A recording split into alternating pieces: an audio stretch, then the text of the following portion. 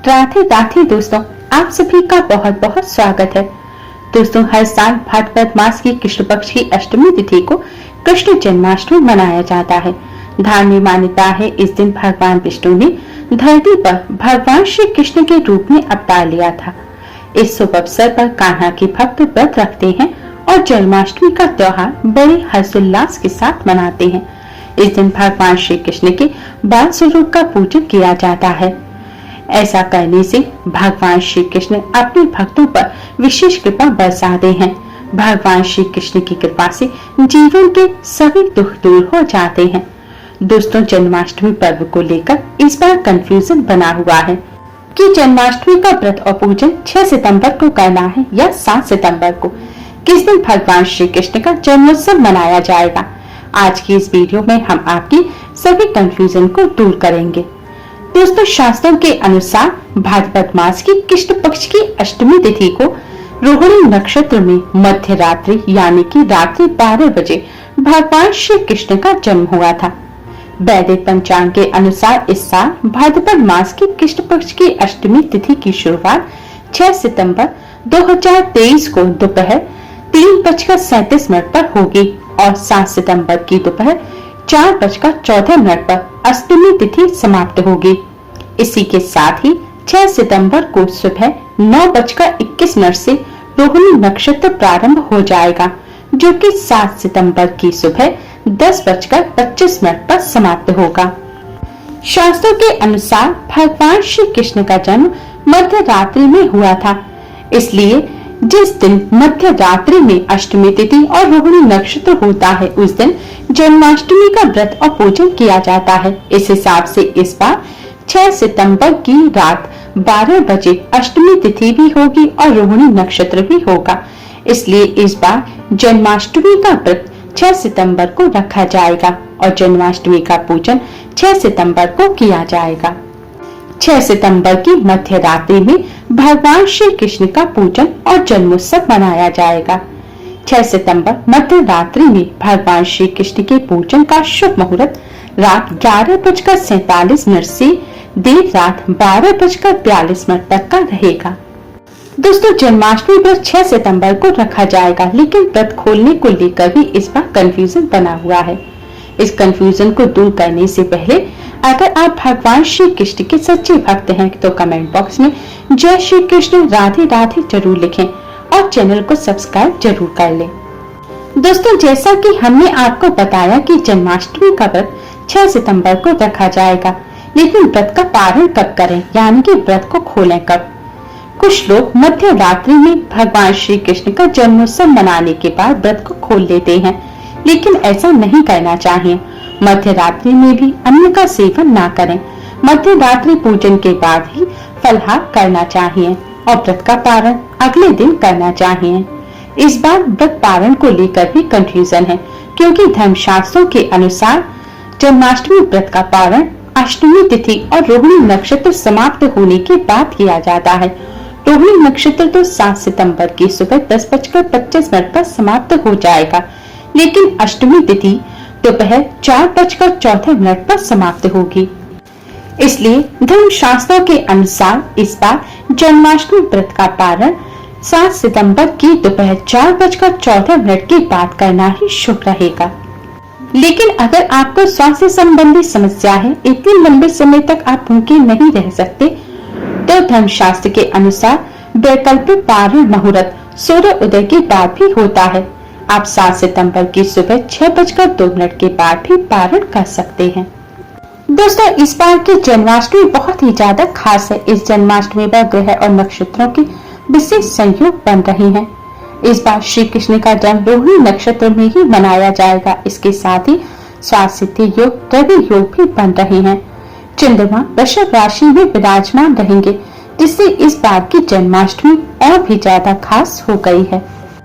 जन्माष्टमी पर प्रातःकाल रोजाना की तरह पूजन करना चाहिए। भगवान श्री कृष्ण का झूला तैयार करना चाहिए और मंदिर को सजाना चाहिए। संध्या काल के समय भी संध्या बंदन रोज की तरह ही करना चाहिए। जन्माष्टमी का विशेष पूजन रात्रि 12 बजे किया जाता है। रात्रि 12 बजे सिक्के की सहायता से पहले खीरे को काटा जाता है। यह भगवान श्री कृष्ण के नाल का प्रतीक होता है। जब बच्चा गर्भ से निकलता है तो जिस प्रकार नाल से काटकर अलग किया जाता है, उसी प्रकार से खीरा काटकर भगवान श्री कृष्ण का जन्म उत्सव मनाया जाता है। खीरा काटने के बाद लड्डू गोपाल को पंचामृत से स्नान करा, सुंदर वस्त्र पहनाकर, धूप दीप जलाकर, भोग लगाकर, झूले पर बिठाकर लड्डू गोपाल को झूला अवश्य ही झुलाना चाहिए। ऐसा करने से भगवान श्री कृष्ण की कृपा से समस्त मनोकामनाएं पूर्ण हो जाती हैं। जन्माष्टमी व्रत में खीरे का विशेष महत्व होता है। वैसे तो ऐसा खीरा लेना चाहिए जिसमें डंठल हो और सिक्के की सहायता से डंठल को खीरे से अलग किया जाता है। लेकिन अगर ऐसा खीरा ना मिले तो आप सादा खीरा भी ले सकते हैं, लेकिन खीरा पूजन में जरूर रखना चाहिए। खीरे के बिना जन्माष्टमी व्रत और पूजन अधूरा रहता है। जन्माष्टमी पर भगवान जी को पीले रंग के वस्त्र पहनाना और पगड़ी में या मुकुट में मोदक अवश्य ही लगाएं। लड्डू गोपाल को माखन मिश्री का भोग अवश्य ही लगाया जाता है। इस दिन धनिये की पंजीरी का भी भगवान श्री कृष्ण को विशेष रूप से भोग लगाया जाता है। जन्माष्टमी व्रत के नियम एकादशी व्रत की तरह ही होते हैं। इस व्रत में अन्न ग्रहण नहीं किया जाता। इस व्रत में पूरे दिन फलहार किया जाता है। फलहार में आप सवा के चावल, आलू, कोटू, सिंघाड़ी इत्यादि सभी चीजें खा सकते हैं। साबूदाना भी खाया जा सकता है। सभी प्रकार के फल और मेवा आप खा सकते हैं। मिठाई में वही मिठाई खाएं जो मावे से बनी हो। जिस मिठाई में जैसे कि सोन पापड़ी में बेसन होता है, इस तरह की मिठाइयों का सेवन ना करें। एकादशी व्रत से अलग इसमें सिर्फ एक नियम यह होता है कि एकादशी व्रत में चावल का सेवन नहीं किया जाता, लेकिन जन्माष्टमी व्रत में आप सवा के चावल खा सकते हैं और सवा के चावल की खीर बनाकर भी या सादा चावल की खीर बनाकर भी लड्डू गोपाल को भोग लगा सकते हैं। जन्माष्टमी पर लड्डू गोपाल को जब भी भोग लगाएं तो भोग में तुलसी पत्र अवश्य ही रखें, क्योंकि तुलसी पत्र के बिना भगवान श्री कृष्ण भोग को स्वीकार नहीं करते। इस दिन तामसिक भोजन भूलकर भी ना करें। जो लोग व्रत नहीं रख पा रहे उन्हें इस दिन तामसिक भोजन जैसे कि मीट, अंडा इनके साथ ही आपको प्याज लहसुन का भी सेवन नहीं करना चाहिए। जो लोग व्रत रखने में समर्थ हैं, जिन्हें स्वास्थ्य संबंधी समस्या नहीं है, उन्हें व्रत अवश्य ही करना चाहिए, क्योंकि जन्माष्टमी व्रत को व्रत राज कहा जाता है। जन्माष्टमी का व्रत करने से साल के सभी व्रत करने का पुण्य मिल जाता है। साथ ही एकादशी पर अन्न खाने से जो दोष लगता है वह दोष भी दूर हो जाता है। जन्माष्टमी व्रत में हींग, जीरा, मसाले या फिर तेल का भी सेवन नहीं करना चाहिए। इस दिन बाल ना काटें, नाखून ना काटें, स्वच्छ वस्त्र पहने, हर्षोल्लास से भगवान श्री कृष्ण का जन्मोत्सव मनाएं। दिन में भूल कर भी ना सोएं। इस दिन ब्रह्मचर्य का विशेष रूप से पालन करें।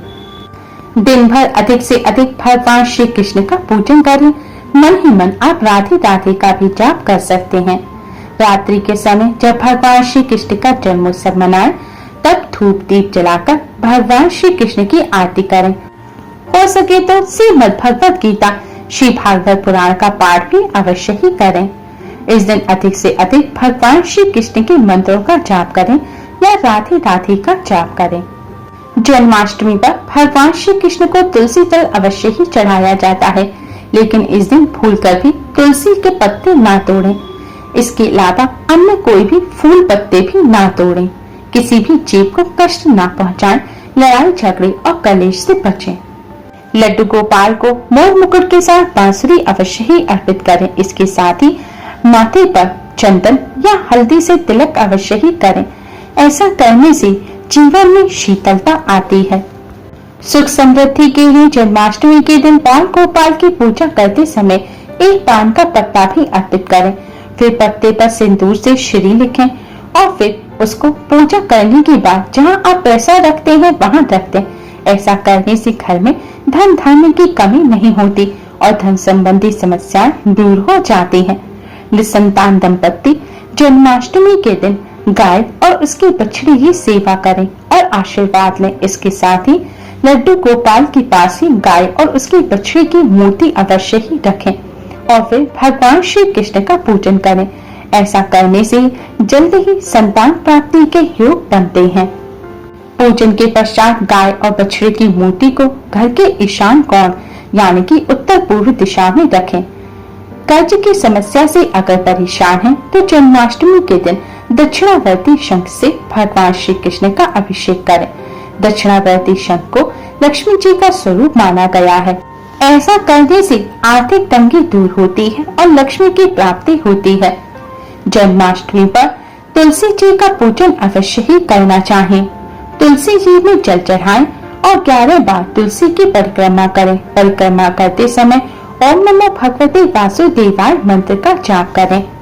साथ ही कपूर जलाएं और उस पर थोड़ी सी मिश्री डाल दें और फिर इससे तुलसी जी की आरती करें। ऐसा करने से नौकरी और व्यवसाय में भी उन्नति होती है। दोस्तों, उम्मीद है आपको आज की ये वीडियो पसंद आई होगी। वीडियो को लाइक कर अपने फ्रेंड्स के साथ शेयर जरूर करें। यूजफुल वीडियोस के लिए चैनल को सब्सक्राइब कर बेल आइकन को जरूर दबाएं। आज के लिए बस इतना ही। जल्दी ही मिलते हैं एक और नई वीडियो के साथ। तब तक के लिए नमस्कार।